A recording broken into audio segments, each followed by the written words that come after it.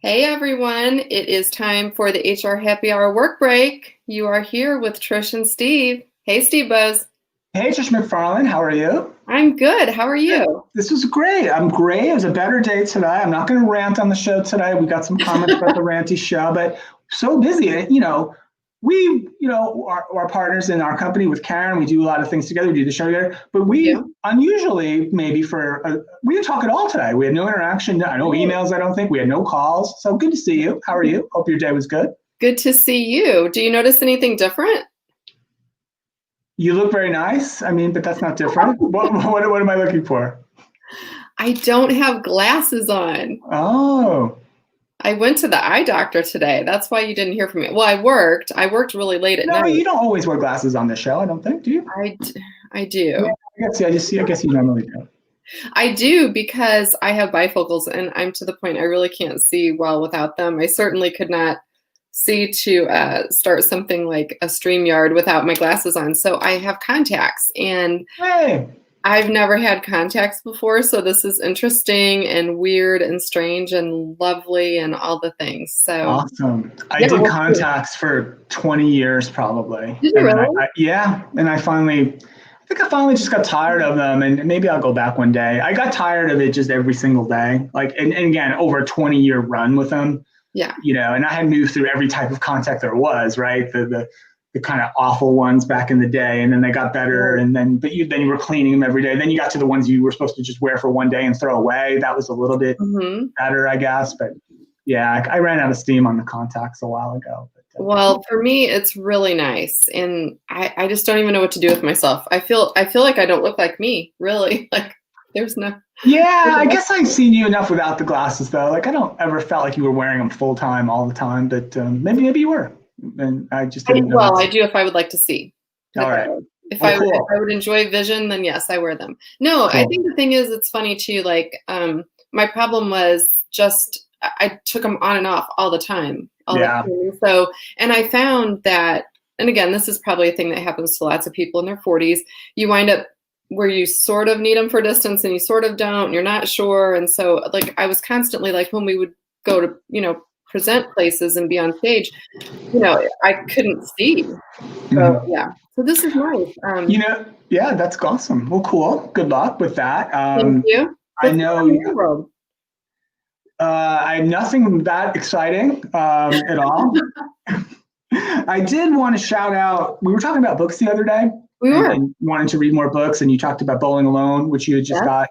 And I probably need to order some new. But I did finish a book that I had started reading a couple of weeks back.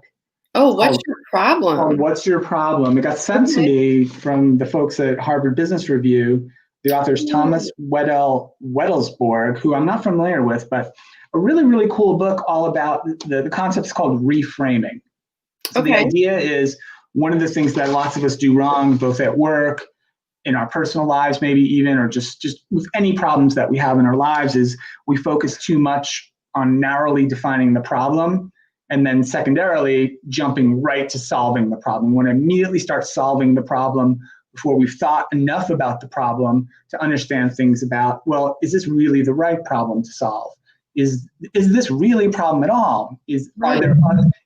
Are there other alternative ways to approach this? Have we already solved the problem in the past, et cetera, et cetera? There's plenty in the book to go through, but it had like one really cool, and then like, are we solving the wrong problem, right? And so they had one example I wanted to try to share real quick. I made a visual aid or two for the show. Oh, you're We'll see okay. if it works, because this particular example resonates with us, right? We're business owners and we send out invoices, et cetera. Right. So the idea in invoicing typically has been make the payment terms as beneficial to you as possible. So if you get an invoice from, say, a provider or a supplier, you want to pay it net 30, net 60, net 90, whatever you want. And if you're a big enough company, you can kind of impose those terms a lot of times, right? You can say, I don't care what the invoice says, I'm not paying it for 90 days. That's our policy. And you can set up your financial systems to do that. Like I've done that Right. in the past, right? So no matter what day the invoice gets entered, it won't pay for 90 days. And the idea, here's the first visual aid if you can see it. The idea being longer payment terms, can you see Sure. that? Yes. Better cash flow, save the company money, right? That's what you think. So you've solved this problem with longer payment terms, which means better cash flow, and you save the company money. But here's the problem. If you want to pay everything on a 90-day net terms, right? You're not going to pay anything for 3 months. That actually eliminates lots of smaller suppliers, lots of freelancers, lots of independent contractors who simply can't afford to work that way, right? You can't afford to necessarily work that you can't get paid for 90 days. So what ends up happening is it makes the company actually pay more in many circumstances for products and services that they could have had for less. So here's the real idea of the solution. Shorter payment terms, ability to work with freelancers and other types of suppliers, save the company money. So Bitcoin is the obvious solution, right? Net 90, because that's what makes it, we just won't pay for 90 days. That's better for us. Often turns out wrong. So that's the example I pulled from the book. So shout out to What's Your Problem, and highly recommend it. Really, really good stuff in it. I'm glad you actually shared an example too with the book, because that makes sense. I think too, it's interesting. I don't know if you find this happens, but do you ever feel like some days it's like every single thing you read or see or hear all points to one type of topic? So we don't discuss what we're going to talk about. Obviously, I didn't know you were going to mention that book or reframing. And it was interesting. I read an article just this morning, and it was a little more around reframing in a conversation. Right. Okay. So not that you're trying to communicate bad news, but just something that might make the person defensive was the gist of the article. So if I'm going to tell you, something, I don't know, like, that I wish you would have more meetings with me. Okay. Right? Maybe I feel like you're my boss and I'm not sure.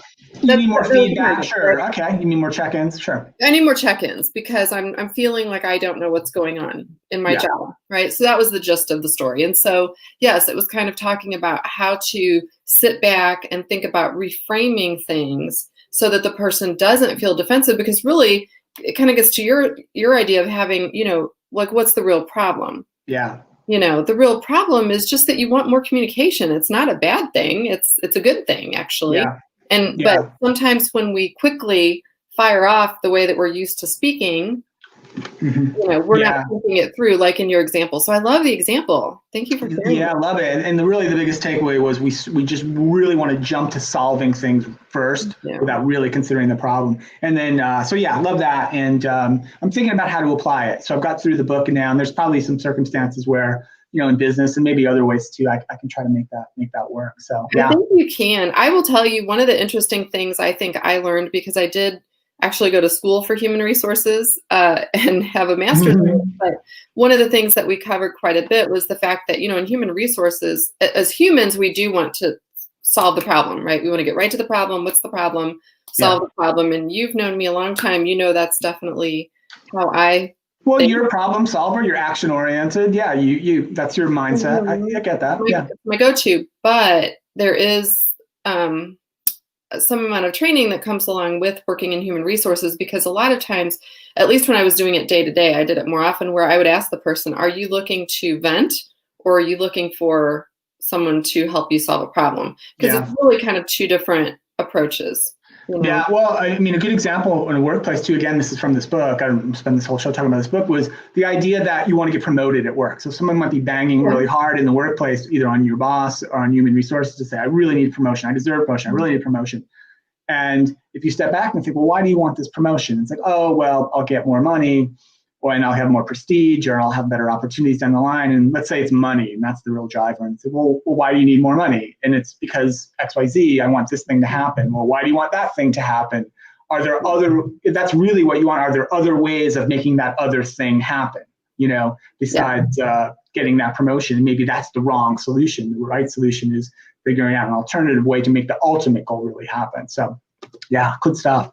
Man, it's been Trish, I knew that I had a sports thing I was going to talk about yesterday we didn't get to, but I don't know what's going on with sports right now. Like, I'm slightly concerned about sports. Can I give you a high school sports update? Yes, please do.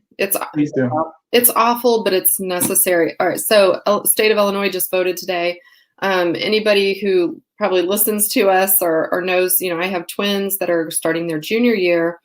My son has played varsity football since freshman year. Obviously, this is going to be a huge impact of him hopefully getting football scholarships to college. They've been practicing, of course, with social distancing, masks, and whatnot, as Right. much as they can in small groups, just with the anticipation of fall and not knowing. And Illinois just voted to push all fall sports to spring. Wow.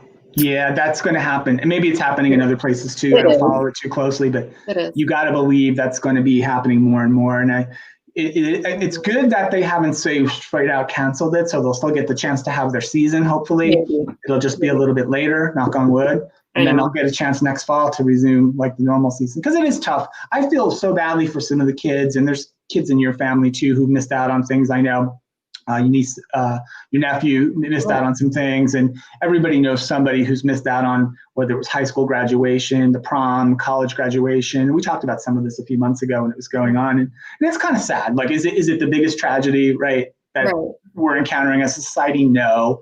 But when you look back on your life and you think, boy, some of the great memories you had that senior year playing football, right? That big soccer tournament, that prom, maybe if you're so inclined, others have less positive memories about those events, but still, like to just not have them be gone. It's a part of you growing up. It's a part of your who you become in some ways too, right? And to have those things get wiped out is a little tough. So I do feel badly for that. Well, hopefully he'll be back on the field soon. Yeah. I think it's hard as a parent too, because we kind of, you do live a little bit vicariously, right? I mean, I remember what it's like for Friday Night Lights, and, my kid's been playing football since he was 5. And so I've been waiting my whole life, his whole life, right, for him to finally, I mean, he's been on varsity. He was a starter last year, so he did play all the time. Saying, I'm just saying, like, here's his junior year, and it's going to be like, the rest of his buddies are now up on the team with him, which would be amazing. And his age. So it's a little sad. It's tough all around, and let's just hope things like that just kind of wake us all up into saying, we've got to just keep doing the right thing to kind of get things back under control. I have one last thing, and I didn't want to get too. I promised this wouldn't be randy, but I do have to bring it up because we had a Madonna reset on the show. I think it was yesterday, the Drake and Madonna thing. We did. I read again about Madonna today. Like, Madonna is doing some wacky things on social media. So quit it, Madonna. That's my message to you. Yeah, she was a little ranty on Twitter, I believe. So can I just say one thing, Trish? I want an attaboy from you. All right. For the upper right hand logo that we now have on the HR Happy Hour work break. All right. Last week I figured out how to do it, and I'm so happy about that. That is super cool. I love that. Very good. I'm not staring at me anymore. I'm staring at the little. You're staring at the logo. Yeah. All right. On that note, I think you could just go look at our website on hrhappyhour.net. You should check out hrhappyhour.net. That website looks great, by the way. All right. Well, thanks everyone for listening as always and checking in with us. Sorry it's a little bit late today, but obviously I got contacts, so that was kind of worth it. And we'll see you all tomorrow. Bye, everyone. Bye.